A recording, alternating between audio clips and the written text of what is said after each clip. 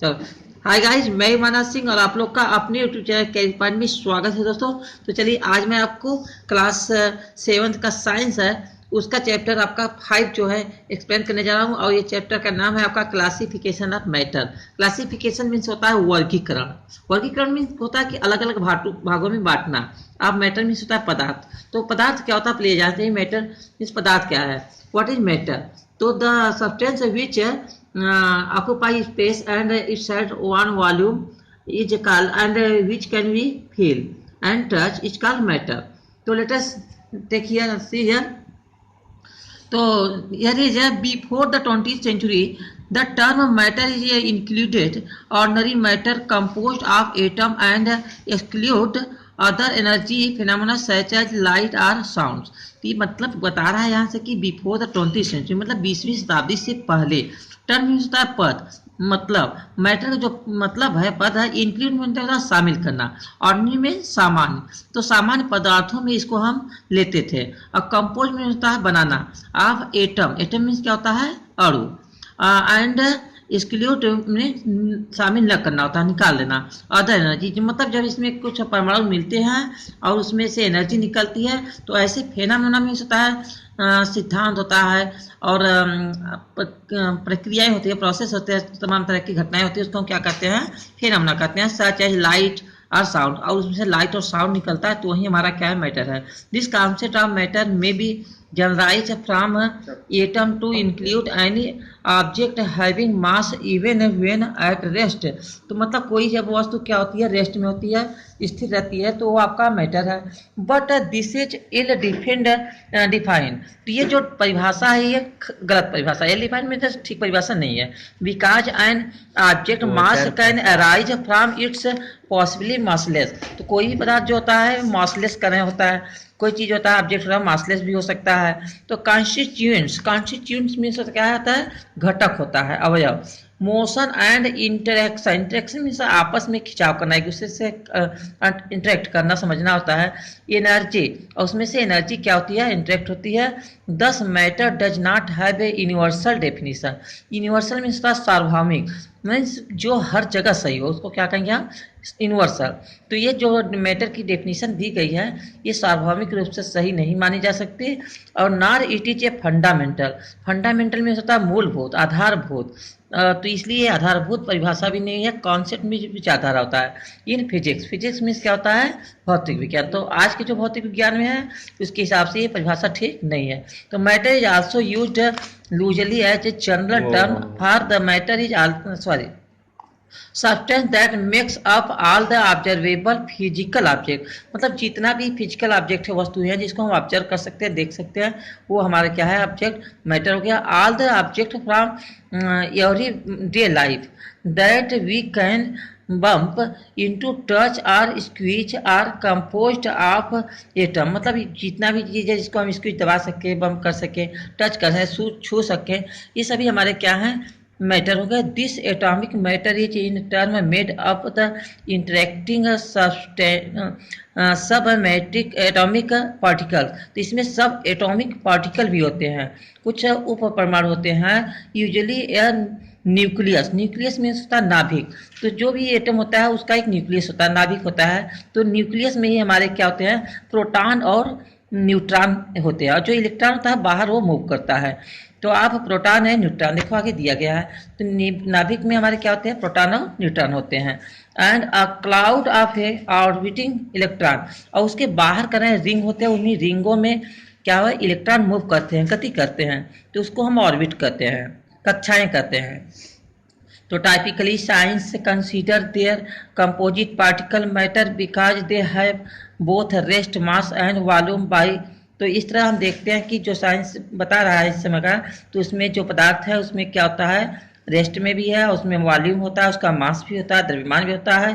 तो bye contrast, contrast means क्या होता है विरोध होता है, opposite. Massless particle such as a photon, कुछ पदार्थ होते हैं जैसे फोटान हो गया, इसमें कोई मास नहीं होता है। आर नॉट कंसीडर मैटर, उसको हम मैटर नहीं समझ मानेंगे। Because they have a neither rest नार वॉल्यूम, क्योंकि इसमें ना तो रेस्ट है ना तो उसमें कोई अपना खुद का वॉल्यूम है, तो इसलिए आपका मैटर नहीं हो सकता। However not all the particle with rest mass have classical volumes since fundamental particles such as quark and leptons sometimes equated with matter। तो कभी कभी ये मैटर से मिलते जुलते थे लेकिन अब नहीं है। तो ये आपका जो हो गया क्या क्वार्क में पनीर भी होता है आपका, तो ये सभी करे, ये सब मैटर नहीं मान सकते। Are consider point a particle, इनको हम एक पार्टिकल मान सकते हैं। पार्टिकल में उसका कण होता है विथ नो इफेक्टिव साइज और वॉल्यूम, लेकिन इनका कोई प्रभावकारी आकार और आयतन नहीं होता।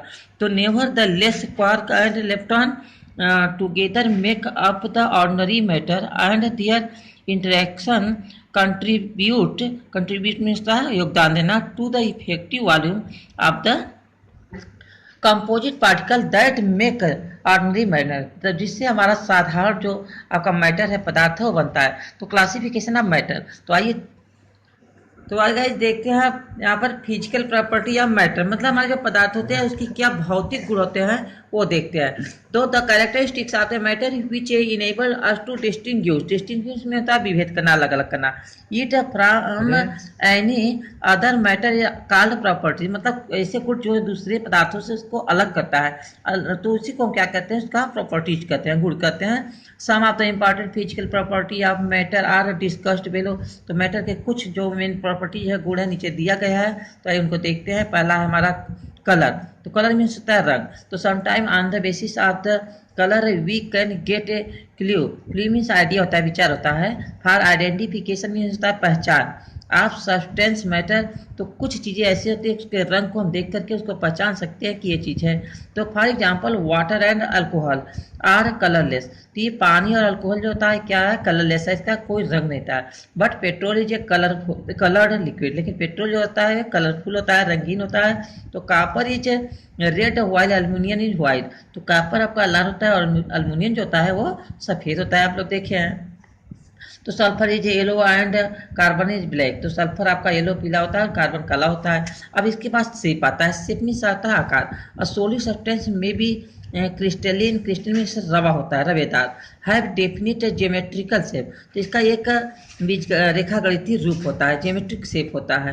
और एमोर्फोस, इसको हम एमोर्फोस भी कहते हैं, जो ज्योमेट्रिक शेप देता है उसको एमोर्फोस कहते हैं। और विथआउट एनी डेफिनिट शेप, मतलब उसका कोई निश्चित शेप न हो, कोई भी आकार इधर उधर हो सकता है। For example salt, sugar and alum means होता है फिटकरी। आर क्रिस्टलिन, ये सभी क्या है, रवे हैं। नमक आपका रवा है, शुगर भी रवे के रूप में, तो इनका कोई आकार है नहीं, कोई आकार नहीं है। Can you name 3 more crystalline substance like कोयला, wax, dust, flour and clay are amorphous, तो जैसे आपका सब्सटेंस हो गया लाइक कोयला हो गया, वैक्स मतलब मोम हो गई, धूल हो गया, फ्लोर मीन्स आटा हो गया आपका, ये सभी हमारे क्या है, एमॉर्फस है। तो इनका कोई फिक्स साइज नहीं है। अब उसके बाद है आपका ऑटम मीन्स होता है स्मेल, स्मेल मतलब सुगंध। Smell is describe as a pleasant, unpleasant, pungent, irritating, तो जो सुगंध होती है वो आपका अच्छी भी हो सकती है, खराब भी हो सकती है एंड सो ऑन, इस तरह से तमाम तरह की सुगंध हो सकती है। Smell is easy to recognise, हम इस सुगंध को आसानी से पहचान सकते हैं। एज सम आइटम है वे पेक्यूलियर स्मेल, तो कुछ चीज़ों की स्मेल जो होती है बहुत पेक्यूलियर में प्रसिद्ध होती है, उल्लेखनीय होती है, बढ़िया होती है। Petrol, kerosene, diesel can be easily distinguish, अब आपका पेट्रोल है, केरोसिन मिट्टी का तेल, घासलेट हो गया, डीजल हो गया, इनको आप आसानी से सूंघ करके बता सकते हो कि ये चीज़ है। अब from water their characteristic smell, और पानी की भी स्मेल को हम पहचान सकते हैं। तो chlorine and sulphur dioxide, sulphur dioxide SO2 इसका फार्मूला होता है। और pungent smelling, while oxygen and nitrogen are odourless, odourless में होता है बिना स्वाद का, उसका कोई स्वाद नहीं होता है। अब आइए टेस्ट, सॉरी कोई कलर नहीं होता है इसका, तो टेस्ट माने आइए स्वाद देखते हैं। अ सब्सटेंस में बी टेस्टलेस, तो कुछ पदार्थ ऐसे होते हैं जिनका कोई खास टेस्ट नहीं होता है।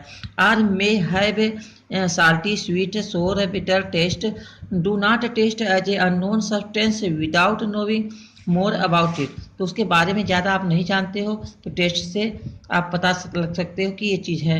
Or unless in instructed to do so by your teacher. तो आपके जो अध्यापक हैं ऐसा करने के लिए आपको बता सकते हैं, इंस्ट्रक्ट दे सकते हैं। Name one substance each having the about mentioned taste. तो कुछ सब्सटेंस का आपको नाम देना जो कि टेस्ट इसका अलग होता है। मेलेबिलिटी मीन्स क्या होता है? आघात वर्धनीयता होता है गाइज। तो गाइज इसका आप आंसर कमेंट हमें कीजिएगा। अब आइए मेलेबिलिटी को देखते हैं। मेलेबिलिटी मीन्स होता है आघात वर्धनीयता। मतलब जब कोई चीज को आप पीट रहे हैं तो पीटने के बाद फैलता है तो उसको हम क्या कहते हैं? आघात वर्धनीयता कहते हैं मेलेबिलिटी। तो आई मेलेबिलिटी क्या है? Substance such as gold, silver, zinc, copper, aluminium which can be beaten into thin sheet without breaking are said to be a malleable. मतलब आपका ये सभी जो सब्सटेंस दिया गया, जिंक, कॉपर, एल्युमिनियम, लोहा, ये सबको जब हथौड़े से पीटोगे ना तो उसको हम क्या होगा? उसका एक चद्दर बनेगा, वो चपटा होता चला जाएगा। तो इसी क्वालिटी को हम क्या कहते हैं? मेलिएबल कहते हैं, आघात वर्धनीय कहते हैं। And property is called malleability. इस गुण को हम आघात वर्धनीयता कहते हैं। Can you name two malleable substance. तो मेरे प्यारे बच्चों आप लोग जो है दो मेलेबल सब्सटेंस के नाम और बताइए इसके अलावा जो है। तो आइए डक्टिलिटी देखते हैं। डक्टिलिटी मीन्स होता है तन्यता। तन्यता मतलब जब कोई चीज खींच करके हम तानते हैं और तार के रूप में बन जाता है, वायर के रूप में बनता है, तो उसको उस क्वालिटी को हम क्या कहते हैं? डक्टिलिटी कहते हैं। तो substance such as silver, copper, gold and platinum which can be drawn into wire. Wire means होता है तार, आर कॉल्ड डक्टाइल। तो ऐसी चीज जिसको हम खींच करके तार बना सकते हैं, लंबा से खींच सकते हैं, तो उसको हम क्या कहेंगे? डक्टाइल कहेंगे गाइज। तो ये सभी तत्व जो आपके दिए गए हैं, कॉपर है, गोल्ड है, सोना है, ये सब तान सकते हो। तो and property is known as ductility. ऐसे गुण को हम डक्टिलिटी कहते हैं। नेक्स्ट है इलेक्ट्रिसिटी। इलेक्ट्रिसिटी मीन्स होता है विद्युत, बिजली। तो things such as rubber bands and spring which change its length, sorry elasticity. Elasticity means होता है तन्यता। इलेक्ट्रिसिटी कहती है, ये है इलास्टिसिटी। इलास्टिसिटी मतलब होता है तन्यता, मतलब कि जो तन सकता है। तो थिंग्स सच एज रबर, और बाद में ये अपना शेप ले ले तभी वो आपको इलास्टिसिटी कहेंगे। और डक्टाइल क्या है? जो तान के तार के रूप में बनता है, उसको हम डक्टिलिटी कहते हैं। इलेक्ट्रिसिटी में तान दे रहे हैं, बढ़ गया, फिर छोड़ दिए, अपना शेप ले लिया, उसको क्या कहेंगे? इलास्टिसिटी। तो करा things such as rubber bands and springs which change in the length, volume और shape on the applying the force on them and regain their original length, volume or shape on with a drawing force are said to be a elastic and this property is called elasticity। मतलब जो पदार्थ का क्या होता है? जो लगाएंगे, बल लगाने पर वो अपने आप बढ़ जाता है, लेकिन बल हटा लेने पर फिर अपना पहले का रूप ले लेता है। तो ऐसे गुण को हम क्या कहते हैं? इलास्टिसिटी कहते हैं। जैसे रबर है, रबर तानेंगे तो बड़ा हो जाएगा, छोड़ देंगे फिर अपना से। स्प्रिंग है, तानेंगे तो बड़ी होगी, फिर छोड़ देंगे तो अपना रूप ले लेगा। अब आइए नेक्स्ट जानते हैं सॉल्युबिलिटी। सॉल्युबिलिटी मीन्स क्या होता है? घुलनशीलता। तो certain substance such as sugar, common salt and alcohol dissolves in the water completely. कुछ तत्व सब जो है आपका क्या होता है? अल्कोहल में पूर्ण रूप से घुल जाता है, मिल जाता है। तो सच सब्सटेंस कॉल्ड सॉल्युबल। तो ऐसे पदार्थ को ही हम क्या कहते हैं? सॉल्युबल कहते हैं गाइज। जैसे चीनी है, चीनी से आप शरबत बनाते हो, तो शरबत बन गया, घुल गई चीनी, तो ये क्या हो गई? सॉल्युबल हो गई।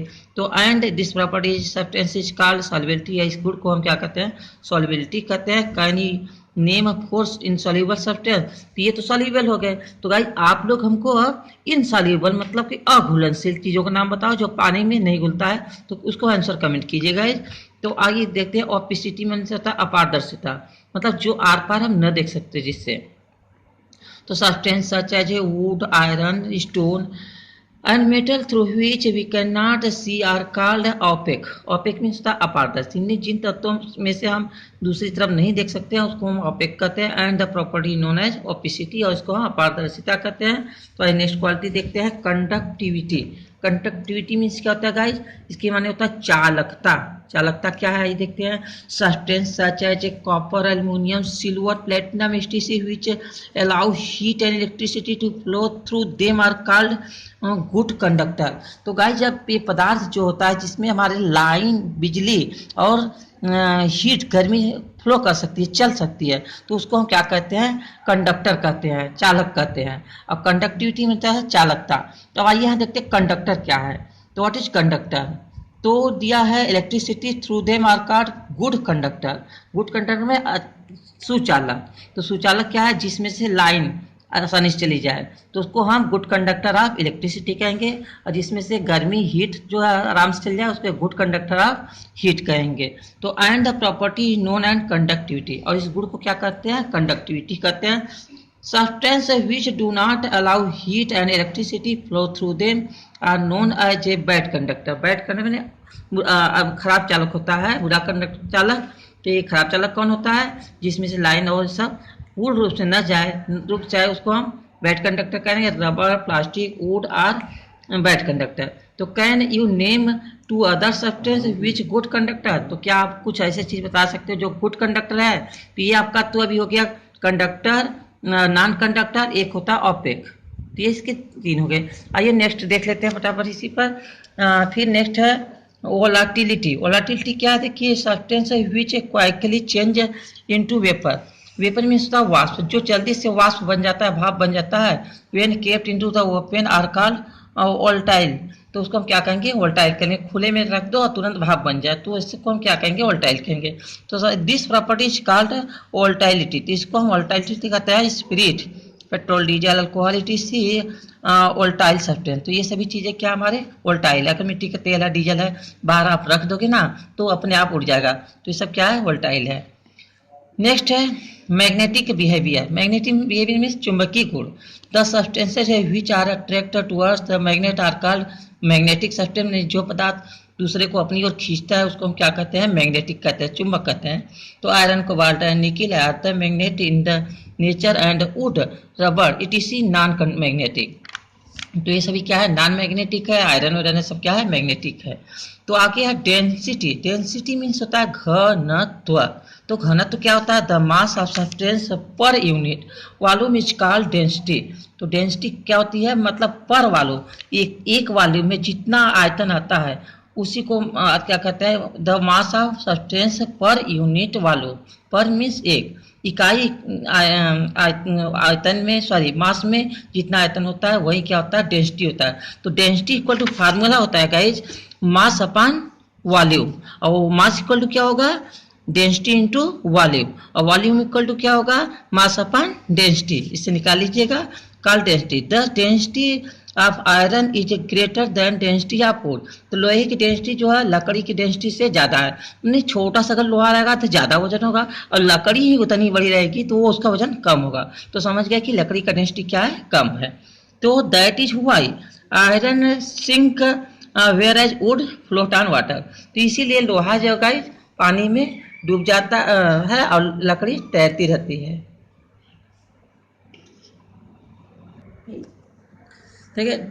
Diffusion. Diffusion is the movement of the diffusion, निसरण होता है। निसरण क्या है, देखिए diffusion is the movement of molecules from region higher concentration. Concentration में था सांद्रता, to the region of lower concentration. तो कुछ ऐसी चीजें होती है जो गाढ़ेपन से हल्के गाढ़ेपन की ओर आती है। मतलब जैसे आपका how do you notice leakage of LPG. जैसे एलपीजी गैस है उसका लीकेज हो रहा है एट होम आपके घर पर, तो आपको पता चल सकता है। Molecules of LPG feel in the air the room and you can smell it. तो उसका सुगंध आपको तुरंत मालूम है। आपके सिलेंडर में से अगर गैस निकल रही है तो आपको मालूम हो जाता है कि देखो गैस निकल रही है। तो हायर टू लोअर आ रहा है। The molecules of LPG diffuse in the molecules of air. तो ये आपकी एलपीजी गैस जो है एयर में क्या हो गई है, डिफ्यूज हो गई है, विसरण हो गया है उसका।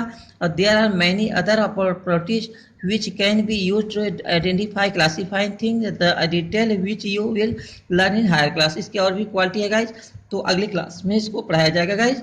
तो आज के लिए बस इतना ही। अगली वीडियो में कुछ नया लेकर मिलेंगे गाइज। अगर वीडियो अच्छी लगी है तो इसको एक लाइक दीजिए और अपने दोस्तों में इसको शेयर कीजिए वीडियो को। और चैनल में नए हो अभी सब्सक्राइब नहीं किया हो तो उसको सब्सक्राइब करके बगल में बेल आइकन आएगा उसको प्रेस कीजिए ताकि अदर दूसरों को इसकी जानकारी मिल जाए। Keep on watching my video. Thanks for watching my video. Okay. Till then, take care and have a nice day.